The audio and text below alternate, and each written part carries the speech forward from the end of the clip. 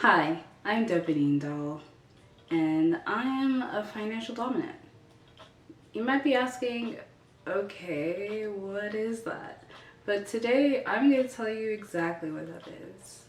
Financial domination is unique in that it involves money. It involves something that most people wouldn't even think to involve in their sexy play or their kink play, BDSM play. Financial domination, or Findom for short, is basically when a submissive gives up control over their money, either partially or fully, to a financial dominant. And it's very broad for a reason. It could be something as simple as getting a dominant their coffee every morning, like buying their coffee every morning. Or it can be something as grand as giving up all of their money for someone. The main part of what makes financial domination what it is the submission to a dominant through the use of financial gifts. So, like I said, it could be coffee, it could be birthday gifts, it could be books. It's very specific, but yeah, you could have a sub that just bought you a bunch of books, or you could have a dominant that you just love to buy books for. The main part is the money, and that's why it's called financial domination. Like any other BDSM fetish, any kink, consent and safety needs to be established with anyone, every scene, anything you do. It might be very hot to say, oh, I'm going to manipulate this person and have them give me all their money. Or for someone, it might be hot to say, oh, I'm going to give all of my grocery money to this dom, all of my money to this dom, and I will be left with nothing. That might be cool and all, but we live here in real life and we still need to pay bills, deal with consequences, stuff like that. Most of us need money for one thing or another, so it's important to set limits and boundaries when you do this.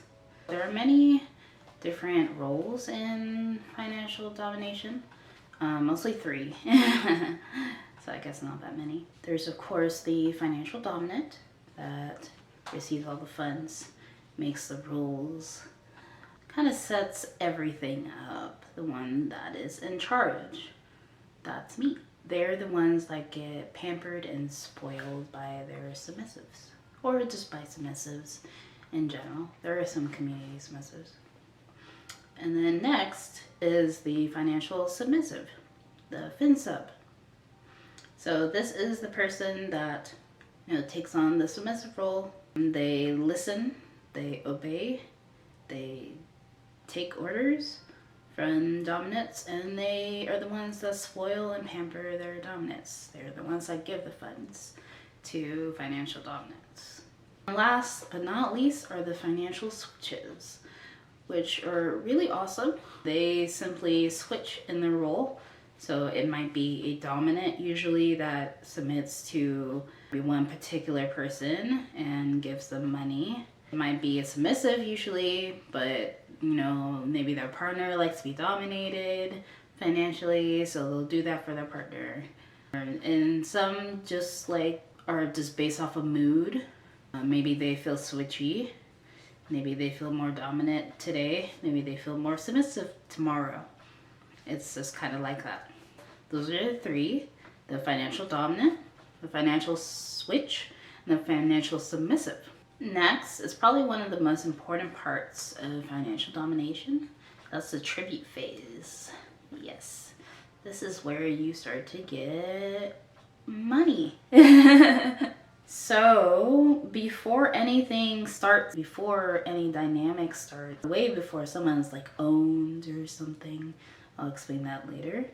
There's an important phase in courtship called the tribute phase. And what this means is usually a financial dominant requires some kind of payment to even talk to them. Our time is precious and we don't want to talk to everyone. That's just how it is. It's not really payment though. A tribute is a gift of respect to dominant, showing how that submissive feels about that dominant. Yep. That's what a tribute really is. It's not a payment for services. It's not a payment for anything. If it was a payment for anything, it would be a payment for existing. It's here, Goddess. You are so wonderful for existing on this earth. I'm going to pay you. Emily, please talk to me, kind of thing. These tributes can range anywhere from like $5, $10, and mine is $25. I've seen some other dominants charge $50, some charge upwards of $100 or more. For the dominant person, it's a way to almost gatekeep who is coming into your graces, who's coming into your inboxes. And of course, submissives are welcome to tribute more than is listed on that dominant's profile. Within financial domination, there's a lot of things you can do. I'm just going to touch on some basics. So that would be discipline and play. If you don't know, BDSM stands for bondage and discipline, dominant and submissive, sadism and masochism. Yeah. Discipline is a D and BDSM.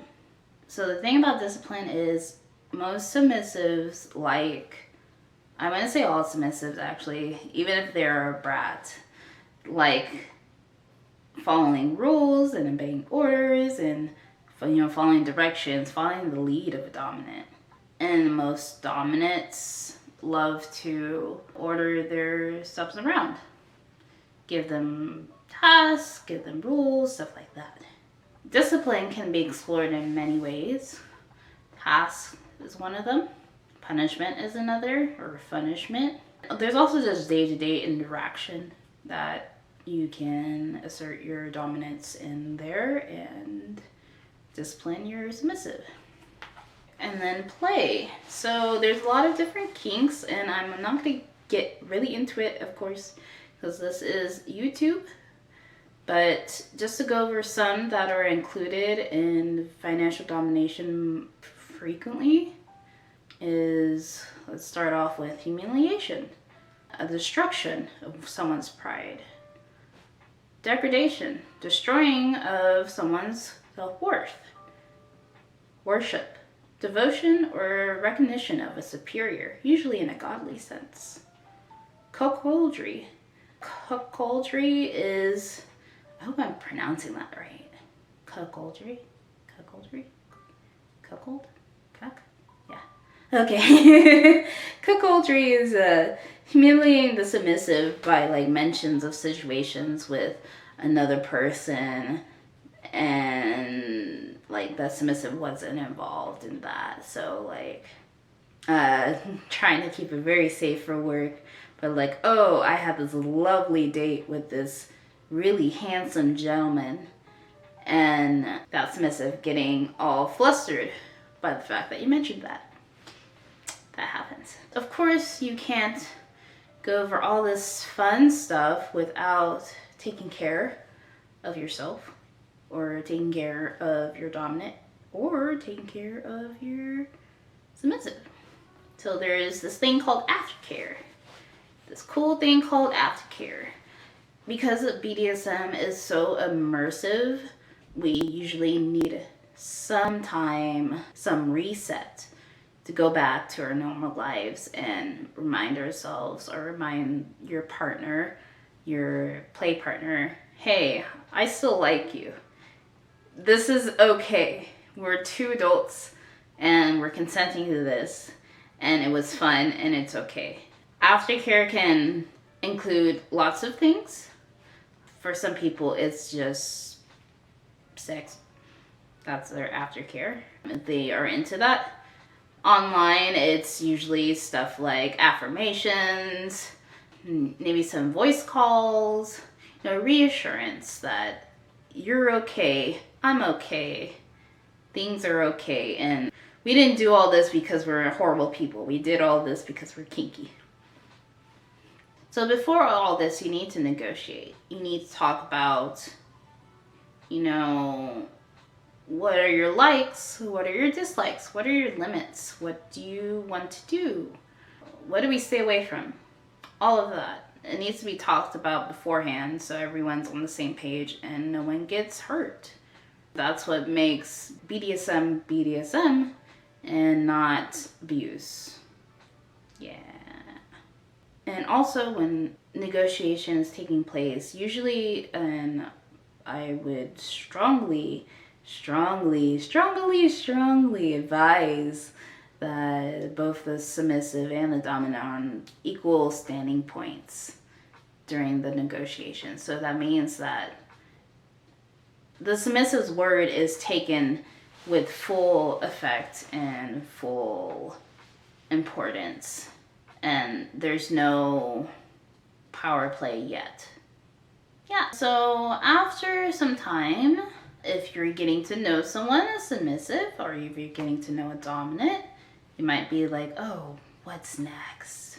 What's new? What can we do? What can we do to expand our dynamic even more than what it is now? And there is something. You can be owned, basically. So ownership is very unique for everyone, and it is something a little abstract because you can't really own someone. Slavery is actually illegal, so you can't actually own someone. Nonetheless, it is basically earning control over someone's autonomy and freedom, either in the BDSM scene, vanilla life, or both. To be owned by a dominant is a high honor, and it's really cool, really fun, and all of that. Negotiation is super important in this. I think negotiation should happen before every play, even if it's like with your wife or husband or spouse, and you're like, oh, we play all the time, we don't need to check in. Just check in that day, check in every time, and say, is the stuff we talked about previously still okay? Because everyone changes, and it's nice to have that opportunity to check in. So negotiation is especially important before any talk of ownership or consideration. And consideration is what happens before ownership. Consideration is the formal process of the financial dominant and the financial submission, making sure that they are a good fit together. It's called being under consideration, is the common term used. So that's a lot of talking. That's a lot of getting to know each other. It's a big deal, and it's really cool and all, but it's kind of like dating. It's like dating in the financial domination world. Yeah. I hope you found this video helpful if you are getting into financial domination, or if you're just curious, or if you're just like, what the hell is this? I hope you found something out of this video. If you did, please feel free to subscribe and hit that like button. I really appreciate it. Peace. Goodbye.